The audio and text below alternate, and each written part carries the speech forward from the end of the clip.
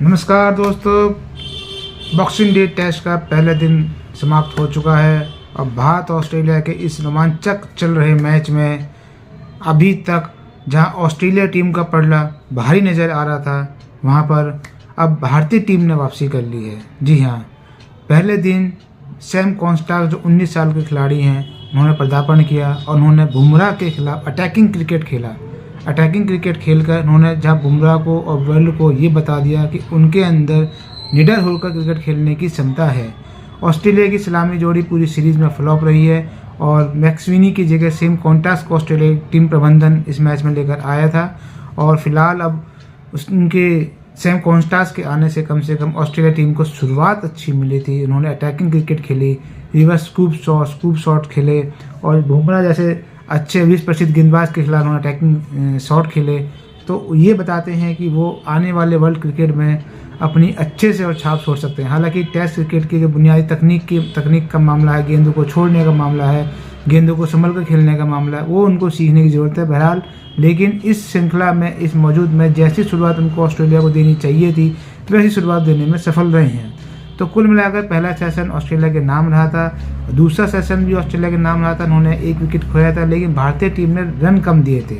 लेकिन चाय काल के बाद एंड टी के बाद जब ऑस्ट्रेलिया खेलने के लिए आया तो मार्क लाबुसाने और स्टीव स्मिथ दोनों ने अटैकिंग क्रिकेट खेलनी शुरू करी और अटैकिंग क्रिकेट खेलने का फ़ायदा ऑस्ट्रेलिया टीम प्रबंधन को और ऑस्ट्रेलिया टीम को मिला। लेकिन उसी टी के बाद जब डिंग्स ब्रेक हुआ तो डिंग्स ब्रेक्स के दौरान कप्तान रोहित शर्मा ने अपने पूरे सभी खिलाड़ियों से बातचीत की और खिलाड़ियों को बताया कि किस तरीके से आप अगर चाहें तो एक अच्छी योजना के तहत बल्लेबाजों को आउट कर सकते हैं। इसका फ़ायदा वाशिंगटन सुंदर को मिला, जो रविंद्र अश्विन की जगह इस मैच में खेल रहे हैं। अश्विन संन्यास ले चुके हैं, उनकी भरपाई करना तो मुश्किल है, लेकिन सुंदर उनकी जगह अपना काम धीरे धीरे बखूबी तौर पर कर रहे हैं। उन्होंने मार्क लाबुसाने को एक फ्लैटेड गेंद दी जिसपे वो कोहली के ऊपर से चौका बाउंड्री मारने के प्रयास कर रहे थे, लेकिन कोहली ने लपक कर उनका कैच पकड़ लिया, जहां लाबुसाने 71 रन पर आउट हुए और अपना शतक लगाने के जब वो करीब बढ़ रहे थे, वहां उन्होंने अपना गलती से विकेट गंवा दिया। बहरहाल इसके बाद फिर ट्रेविस हेड आए, जिन्होंने इससे श्रृंखला में 2 बड़े शतक मारे हैं और उस शतक से ऑस्ट्रेलिया टीम भारी रही थी। लेकिन उन्होंने भी ये चीज़ मानी है कि बुमराह का सामना करना उनके लिए भी आसान नहीं है और जैसे ही ट्रेविस हेड आए, रोहित शर्मा ने अच्छी कप्तानी करते हुए बुमराह को अपने एक हैंड से उनको लेकर आ गए। अब बुमराह के आने से फ़ायदा ये हुआ कि बुमराह की अंदर आती हुई गेंद को जहाँ ट्रेविस हेड छोड़ना चाह रहे थे और उन्होंने इस गेंद को छोड़ा भी, लेकिन उनको अपना शायद ऑफ स्टंप का अंदाज़ा नहीं था और उस गेंद ने उनको ऑफ स्टंप उड़ा दिया और क्लीन बोल्ड हो गए। मानना पड़ेगा कि बुमराह की चालाकी भरी गेंदबाजी का ट्रेविस हेड के पास भी कोई तोड़ नहीं है और वह बिना खाता खोले पवेलियन पहुंच गए। और बहरहाल वहीं बात की जाए मिचेल मार्श की, जो पूरे सीरीज़ में उनका बल्ला फ्लॉप रहा है और मिचेल मार्श जैसे ही आए तो कुछ गेंदों के मेहमान होते हैं और इस पारी में भी ऐसा ही हुआ और बुमराह की शॉर्ट पिच गेंद को वो बाउंड्री लगाने के चक्कर में ऋषभ पंत को कैच दे बैठे और बल्ले का किनारा लेकर गेंद ऋषभ पंत के दस्तानों में चली गई।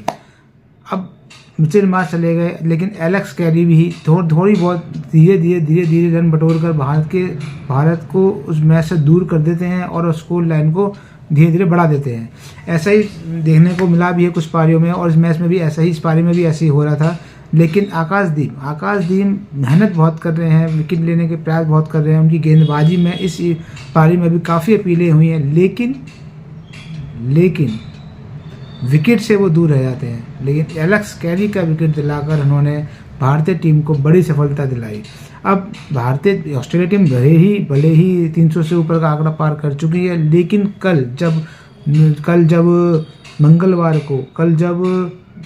शुक्रवार को दूसरा दिन शुरू होगा तो भारतीय टीम की कोशिश ये रहेगी कि पहले 1 घंटे के अंदर ऑस्ट्रेलिया टीम को 350 के अंदर समेट दिया जाए।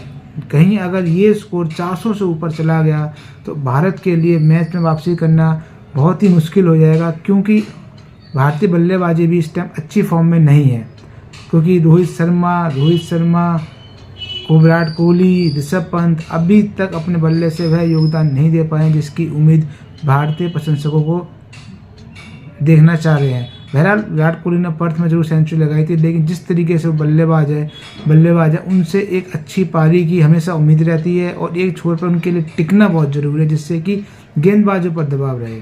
अगर और इस मैच में वैसे भी एक नियमित बल्लेबाज भारतीय टीम ने नहीं खिला है।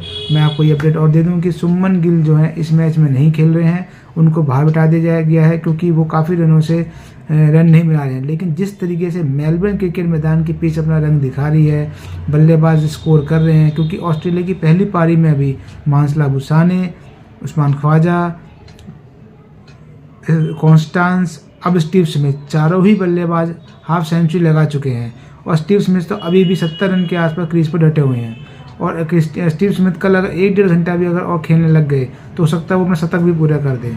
तो कहना ये यही होगा कि भारतीय बल्लेबाजी क्रम में अभी एक बल्लेबाज वैसे ही कम है, शुभमन गिल नहीं है और उन्होंने वसुंधर सुंदर को टीम में शामिल किया है। अगर ऊपर के टॉप 5 बल्लेबाज लोकेश राहुल, यशस्वी जायसवाल, रोहित शर्मा, विराट कोहली, ऋषभ पंत, इन पांचों में से कम 2 बल्लेबाजों को बड़ा स्कोर करना होगा, तभी वो ऑस्ट्रेलिया की पहली पारी के स्कोर को चेस कर पाएंगे। अगर वो ऐसा नहीं कर पाते हैं, कोई पांचों में से कोई भी बल्लेबाज बड़ा स्कोर नहीं कर पाता है, तो भारतीय बल्लेबाजी के लिए फिर से वही जैसे पिछले मैच में हुआ था फॉलो ऑन बचाना, तो इस मैच में फॉलो ऑन के भी खतरा उनके ऊपर फिर बढ़ जाएगा।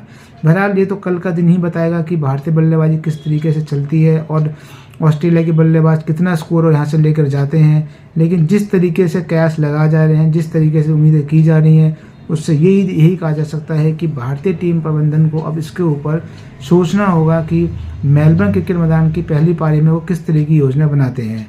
बहरहाल दर्शकों को आपको एक चीज़ से अपडेट कर दिया जाए कि पहली पारी के दौरान ही एक विवाद भी छिड़ गया है विराट कोहली से कॉन्स्टेंस के बीच। विराट कोहली और से आपको पता ही है कि मैदान में हमेशा वो उत्साही रहते हैं, अपनी टीम का मनोबल बढ़ाते हैं और टीम को मोटिवेट भी करते हैं। और इसी दौरान कॉन्स्टेंस भी नए यंग खिलाड़ी हैं और अभी भी टीम में पहली बार खेल रहे हैं मैच, और कोहली और कॉन्स्टेंस दोनों एक दूसरे से टकरा गए। अब ये देखना है कि कोहली ने पहले उनको कंधा मारा या फिर कॉन्स्टेंस ने उनको पहले कंधा मारा, लेकिन हाव भाव से ये पता नहीं चल पा रहा है कि किसने पहले ये जानबूझकर किया। तो ये अभी किसी को भी नहीं पता कि किसने जानबूझकर किया या फिर ये गलती से हुआ है या बाय मिस्टेक दोनों से दूसरे टक्कर लग गया, कंधा लग गया। तो इतना मेरे हिसाब से इतना बड़ा ये इशू नहीं होना चाहिए, लेकिन इस पर भी विवाद छिड़ा हुआ है और ICC इस पर अब नज़र रखेगा, क्योंकि जब क्रिकेट में मैदान खेलते हैं दोनों टीमें खिलाड़ी जोश में भी रहते हैं, तो हो सकता है कि ये अनजाने में दोनों खिलाड़ियों से एक दूसरे से टकरा गए होंगे। तो ऐसे फुटबॉल के मैच में भी आप देखा होता है कितने खिलाड़ी आपस में टकरा जाते हैं। बहरहाल जो भी है ये इशू विवाद तो बन गया है कि किसने किसको टक्कर मारी, लेकिन हमारे हिसाब से तो ये लगता है कि ये अंदाज़ा के है एक दूसरे के अनजाने में दूसरे से टकरा गए हैं। लेकिन बहरहाल अब ICC विश्व क्रिकेट संस्था इसके ऊपर जांच करेगी और देखेगी कि ये मामला कहाँ तक तूल पकड़ता है। बहरहाल अभी तक का अपडेट तो यही है कि ICC इस पर जाँच करेगा और देखेगा कि आगे का प्रावधान क्या है।